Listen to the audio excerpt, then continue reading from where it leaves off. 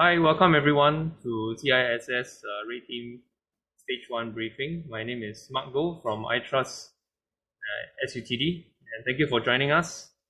I have with me military expert William Teo from Singapore Ministry of Defence, as well as Ivan Lee and Francisco from iTrust SUTD.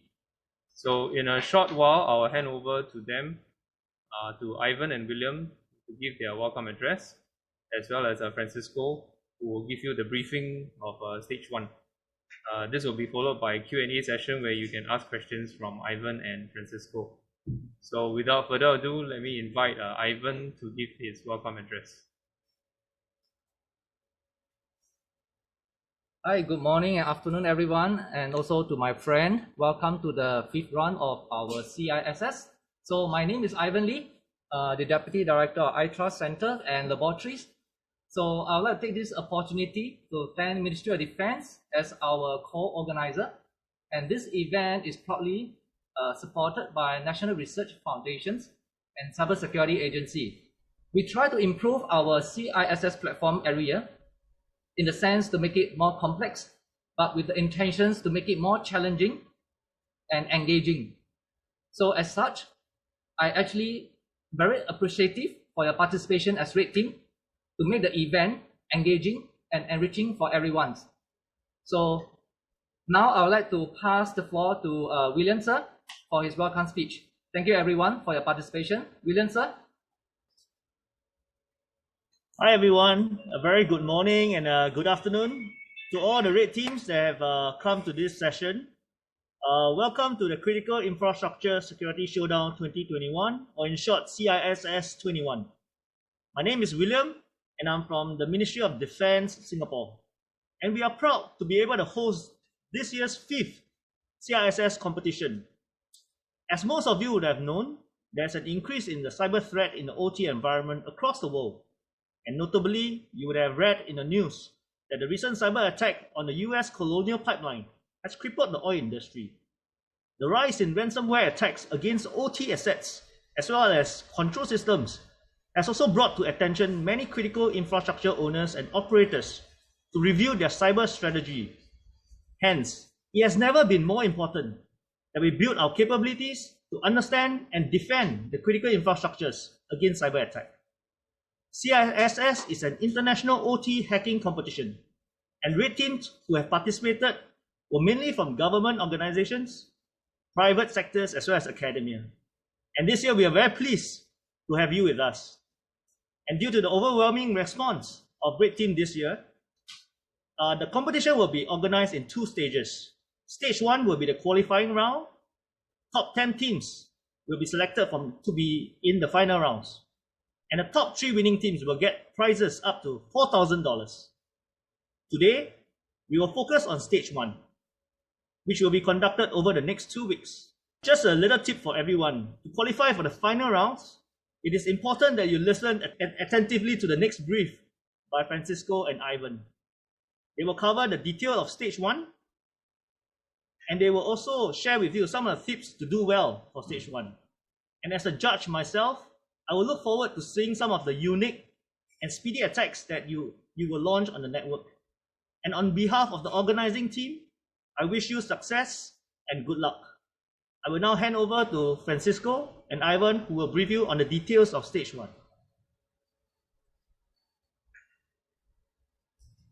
Hi everyone, my name is Francisco and I'm a program lead here at iTrust. So to bring you through Stage 1 details, so first and foremost, the dates is from the 5th to the 16th of July, and I'm sure you have selected your time slots. There are 2 time slots. First one from 10 a.m. to 1 p.m. and the second time slot from 2 p.m. to 5 p.m.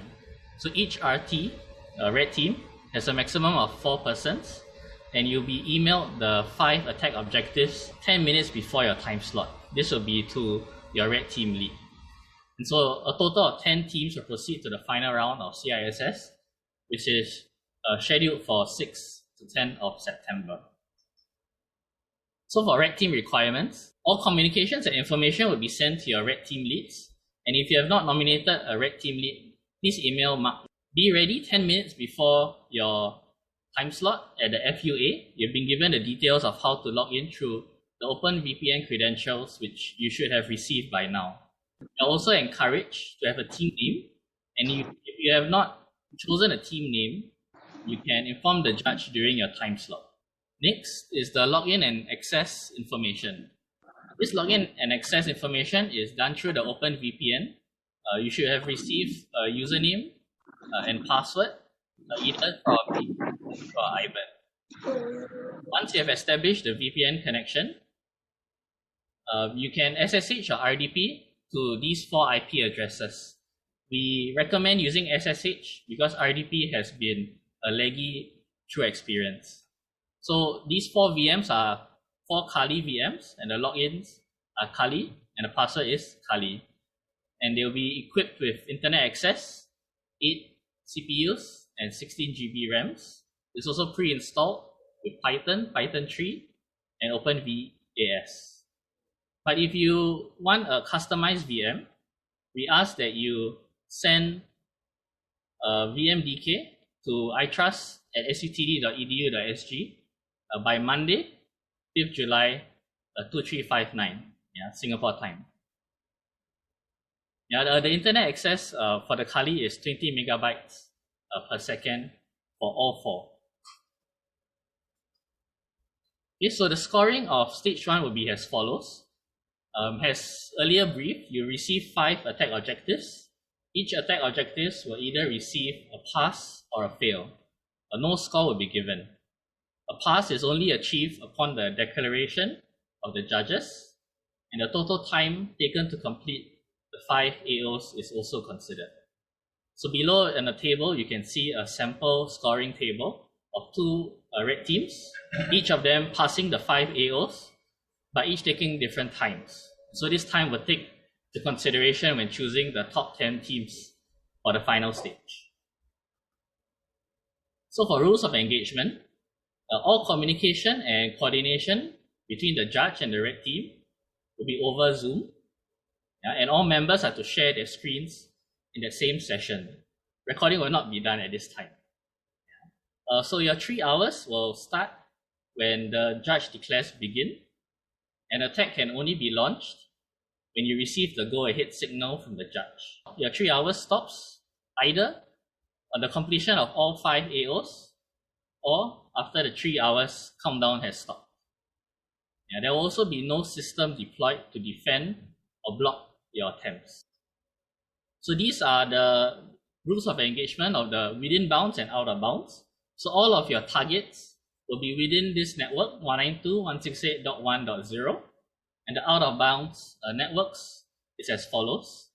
Do note that within your 192.168.1.0 network, there are 3 out of bounds VMs or machines: 192.168.1.91, 192.168.1.92, and 192.168.1.29.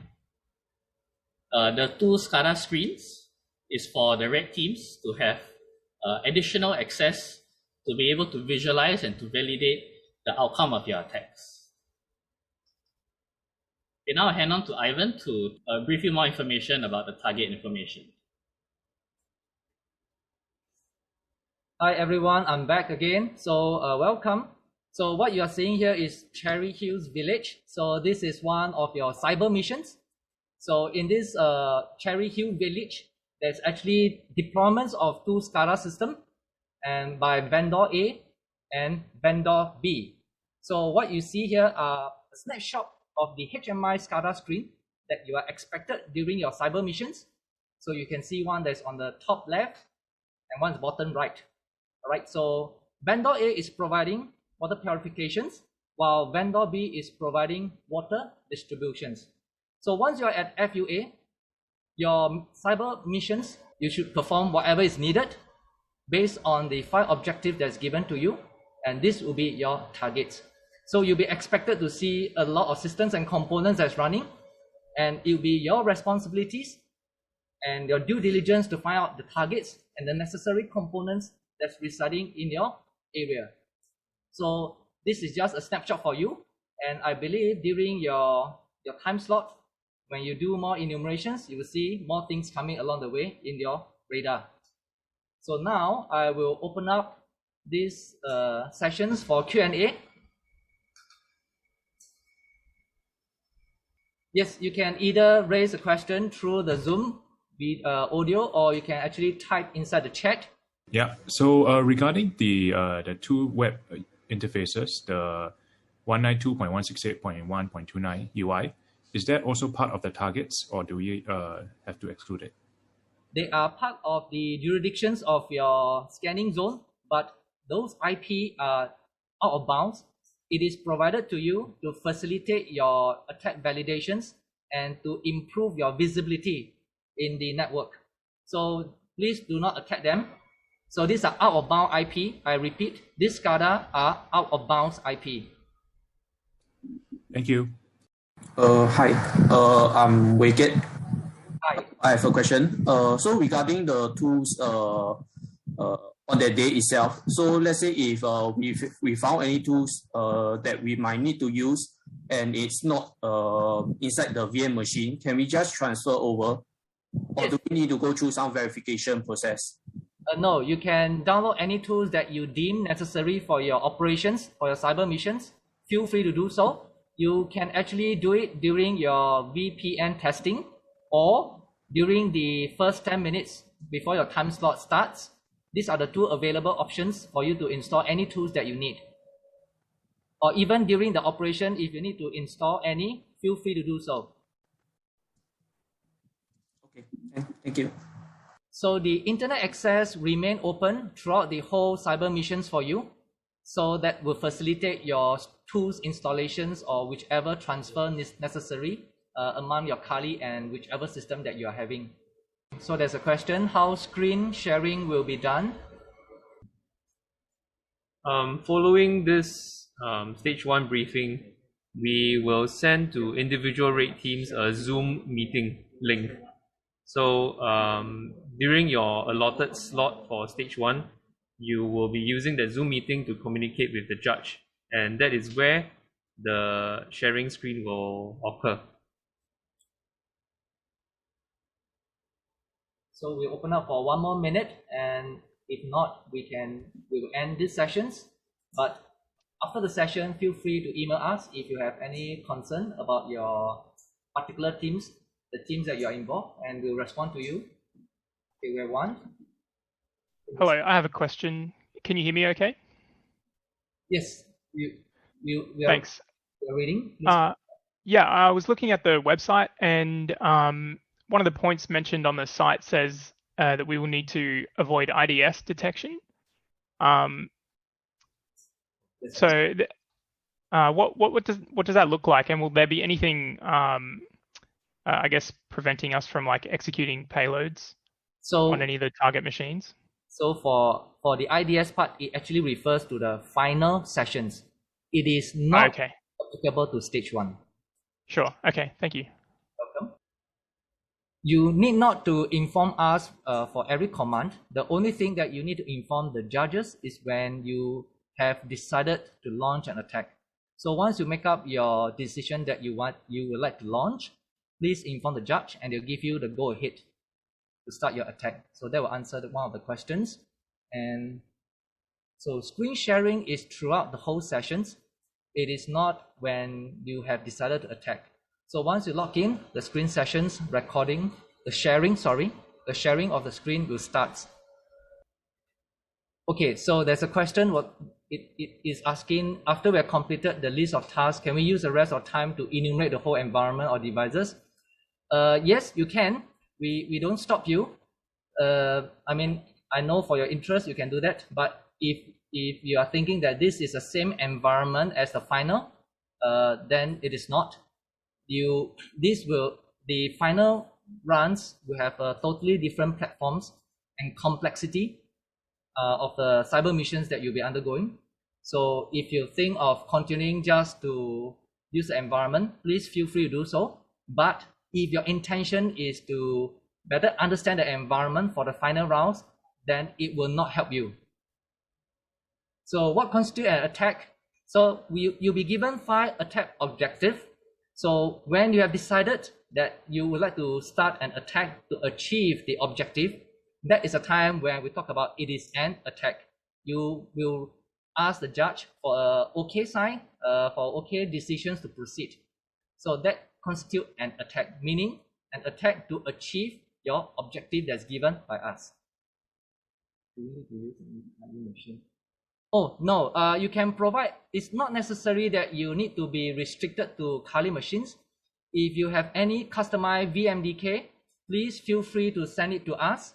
It can be through Mervis, Andrew, or myself, Ivan. Quickly give it to us and we'll deploy for you. And please give us the locking rights, as we need to customize the network card for you in order to make sure that you have proper access to different networks that is required. So yes, you can provide us your customized VMDK. We accept that. The question is, can we tunnel local machines through Kali?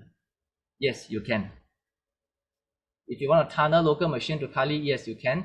The Kali version that we are providing is 2021-02 versions.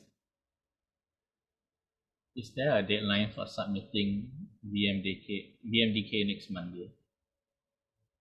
Yes, by end of Singapore time next Monday, so that we have time to prepare the VM and to make sure that it's set up properly.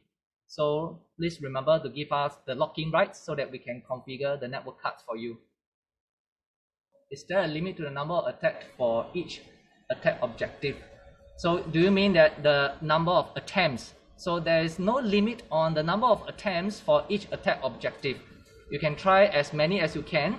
All you need to do is to make sure you get the clearance from the judge to proceed. All right, so that's very important. But number of 10, no limit. How many teams? How many red teams in total? Oh, we have 17 red teams in total. 17. Okay, with that, I would like to thank everyone for the participation and joining for this briefing. Thank you so much. If you have any concern, please feel free to email us and we'll be ready to respond to you as soon as we can. So on behalf of CISS 2021 committee, I thank you for your participations. See you guys.